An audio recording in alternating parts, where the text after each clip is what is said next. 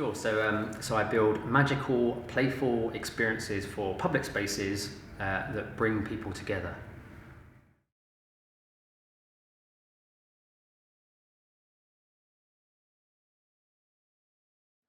So my career trajectory has been working in the games industry, so building Xbox and PlayStation games, which was actually my dream job. That's the thing I wanted to do, as a kid. And then from working in the industry, I mean, it wasn't the ideal position. It's not quite how you imagine it to be. There's lots of brilliant sides to it, and working with amazing people on brilliant, multi-million pound projects is great.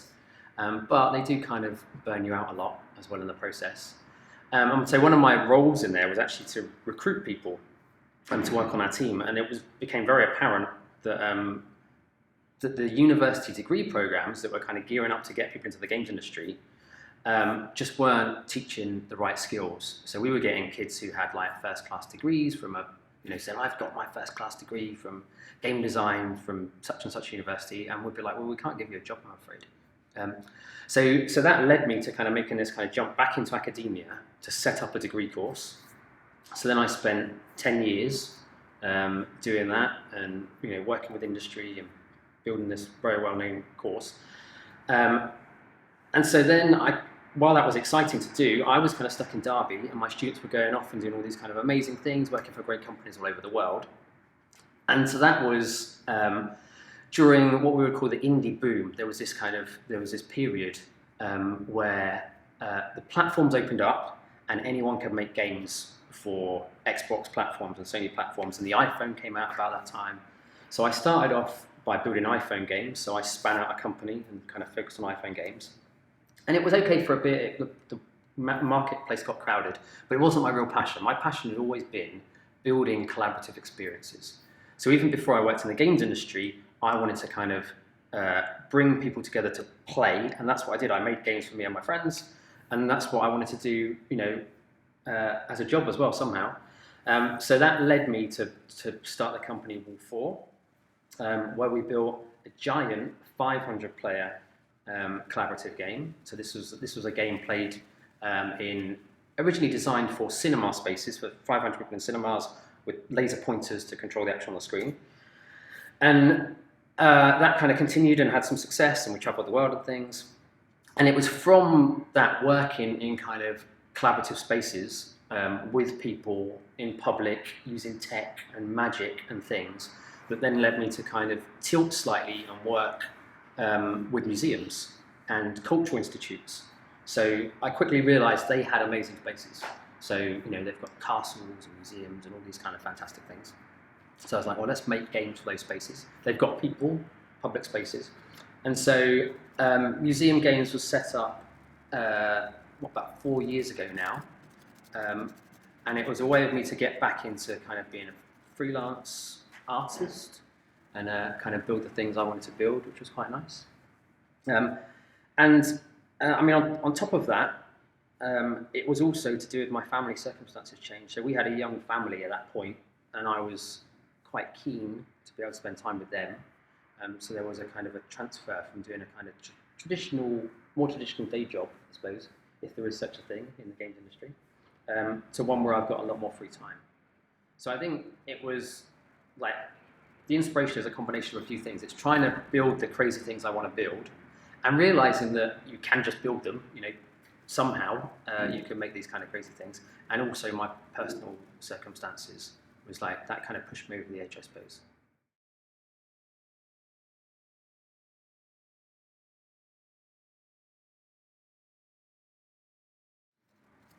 So there's different sides to my business, and some of that I think is working with museums and cultural partners, so libraries, galleries, castles, all of these kind of crazy places. And for them, I build kind of high-end experiences. So that's where we're using a lot of technology, work with lots of other artists, reasonable budgets, sort of 5-figure budgets and above. And so then what I try and do is I try and take those experiences that I built for them, and then where possible, distill that down into a simpler form that other museums can use. So there's kind of like two sides to it. There's build the big things for the big museums, say, and then from that, build a workshop around it or a set of tools that allows the much smaller museums to use those materials and build their own version of that. So, so I've got a website that I've set up, which is DIYmuseum.tech, and that has, I think there's probably 7 or 8 tutorials on there now that show the smaller museums from the UK and all over the world how to build these digital, public-facing, interesting experiences.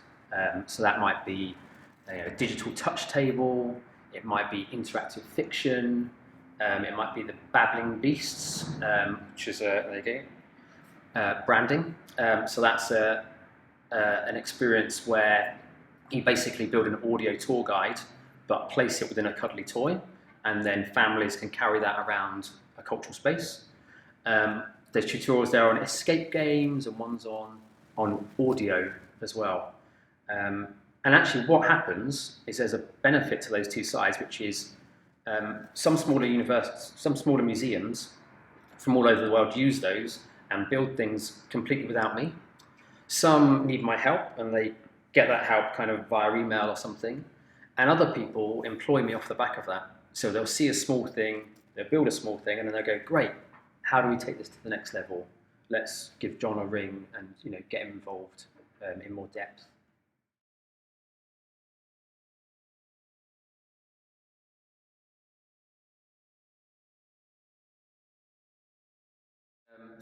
So it depends on the project really as to how the social impact occurs. So there are these set of free online resources. So that was DIYmuseum.tech. So anyone from all around the world can access this stuff, and they can use it to build their own experiences for their museums. And I love getting emails and photos from like New Zealand and Africa and America and Scotland, where people have stumbled across these materials and built a thing. Then there's like pictures of kids using them. It's fantastic. So it's really nice that spreads just naturally. And like I said, at the same time, it's actually turned out to be a good way to kind of advertise my work. And what generally happens if people have questions about it is I'll answer those questions personally in an email first, and then based on that response, I'll add it to the tutorials as well. So it kind of makes my life a bit easier in that sense. So then there's a kind of a resource that naturally grows over time. And obviously, if you've got those resources out there, people just email you and go, can you add this? Can you add this thing to it? And where I can, I do try and do that. And often I look for paid commercial work, which then kind of feeds back into that loop. So if I know people have said, can you extend this app or this tutorial in this way? When people then come to me and ask me to do things, I will be saying, these are the things I want to do. Does that fit in with what you're trying to deliver? And so I try and kind of marry the two where I can. So there's the social impact of kind of that work. And then there's, depending on the kind of more game-like projects that I take on, so we could talk about a few different ones. I mean, the most relevant, I guess, is the Moment of Madness project, because that is happening right now around us in Bonn this week and the next few weeks coming before it tours. So this is a piece of immersive theatre that myself and Katie Day, who is another fellow here at Bonn, have been working on for a number of years, and now it's beginning to scale up. So we've got actors and producers and stage managers and a whole team of people around us at the moment kind of making it work. So a project like that, for instance, will reach large numbers of people that come to see the performance. So people will come and see it in Birmingham and then in London, and then when it tours elsewhere. But also, I mean, it's an arts project, so part of our role is to kind of share that as much as possible. So myself and Katie will be talking about it as much as we can. So we've already given a number of conference talks about it, trying to share the process really so other people can make this, or these types of work. And then also we'll be running, in this particular project, a 2-day workshop.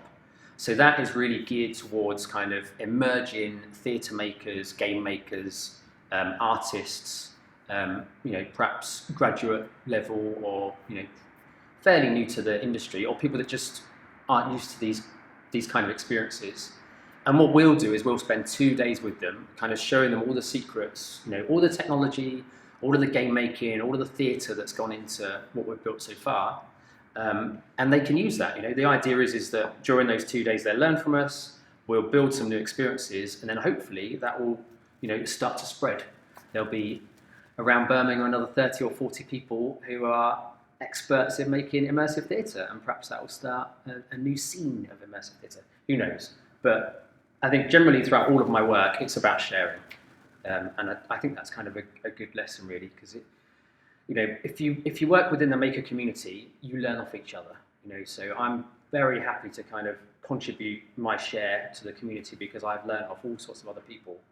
The resources that are out there, kind of online, on YouTube, on all the websites, are just invaluable. So I think if everyone tries to contribute back into that, I think it's better for everybody, right? So.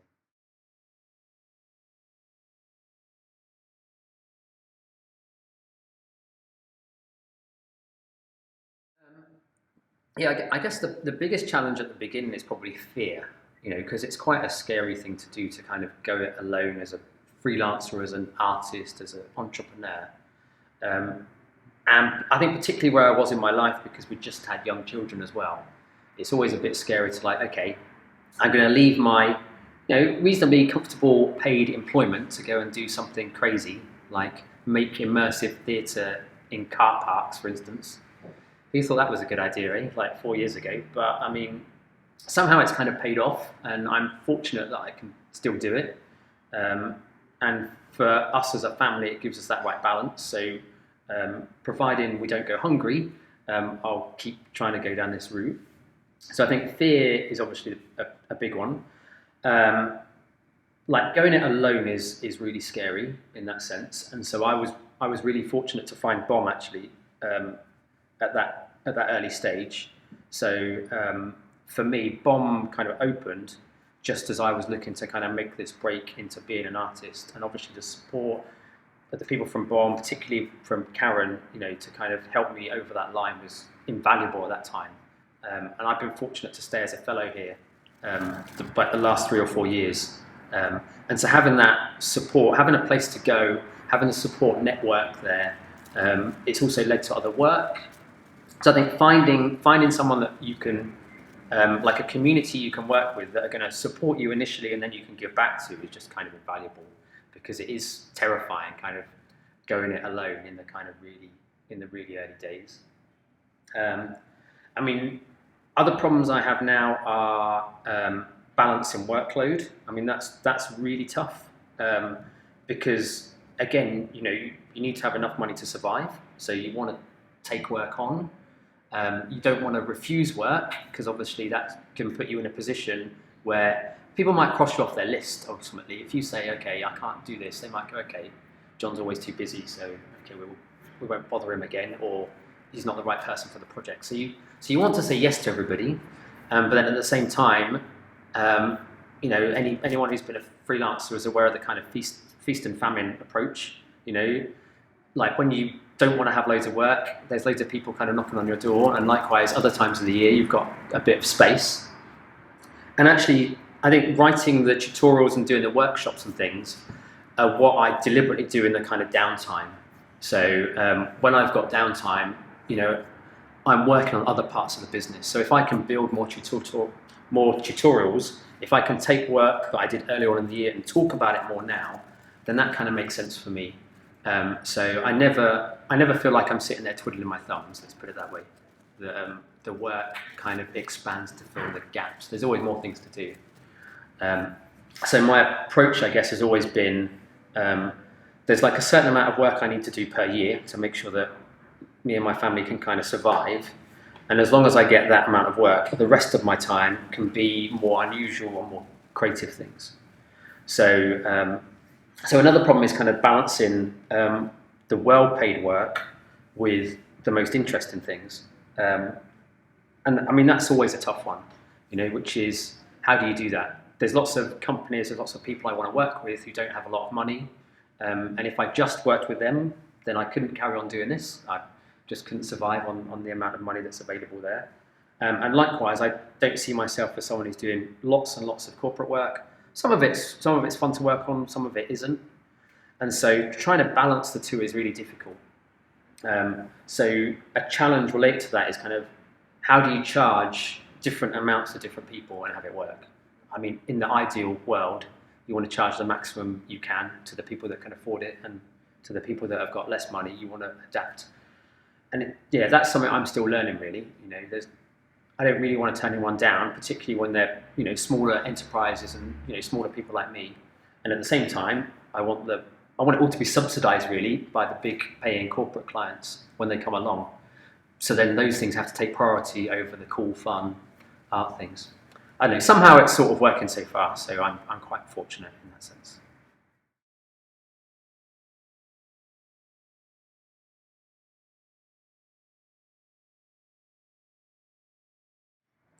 So the finance I had was from savings, really. I mean, I didn't have an awful lot of money, but I had enough money to kind of keep me going for the first 3 months or so. My goal was to not take on any extra costs. So being a person that is digital, I mean, you've got your laptop and things, and if you've got a space to work, then you don't need premises. Whereas I think in previous companies, I'd like, okay, we need to have somewhere to work. The first step is to go and rent a building. And as soon as you do that, you just start hemorrhaging money very quickly, and there's a lot of pressure on you. So while I didn't have a lot of money to start with, I didn't have a lot of costs. So I think I had maybe one project that was going to tie me over for the first 3 months. I had a bit of savings, and I had BOM to kind of like support me. And that was it, really. It was just to kind of jump into the darkness and hope for the best. And I'm still here.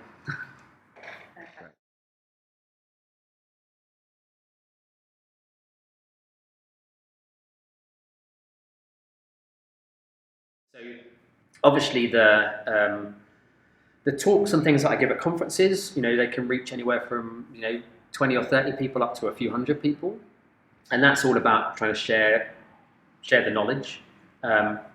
So I give a number of talks and workshops throughout the year, and that leads to other museums, other artists building similar things. So I think some of those are quite deep engagements, I think, which is quite nice. And obviously that dovetails in nicely with the website and with the free tutorials, which helps people all over the world.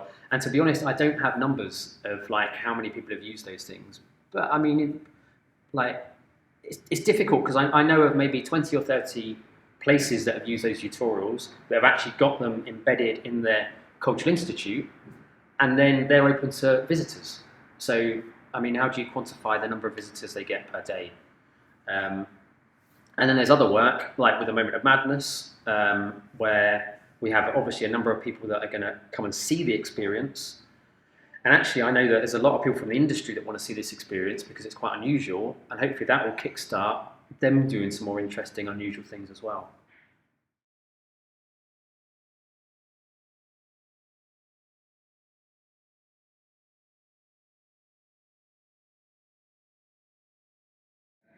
It'll all be okay, maybe. Just go for it, do it. There's plenty of people that are younger than me that are making a massive success of this, and maybe that's a generational thing. To go alone as a freelancer is very scary, but I meet loads of people in their kind of early 20s that are doing this. Whereas I think I personally wouldn't have been ready for that then. Like I've had a number of companies in my kind of late 20s, 30s, and onwards. And so I think, yeah, probably just go for it and it'll all be okay. You find a way, right? You get out there, you do your thing, you network with people, you help each other, and somehow it'll be fine, I think. Just do it.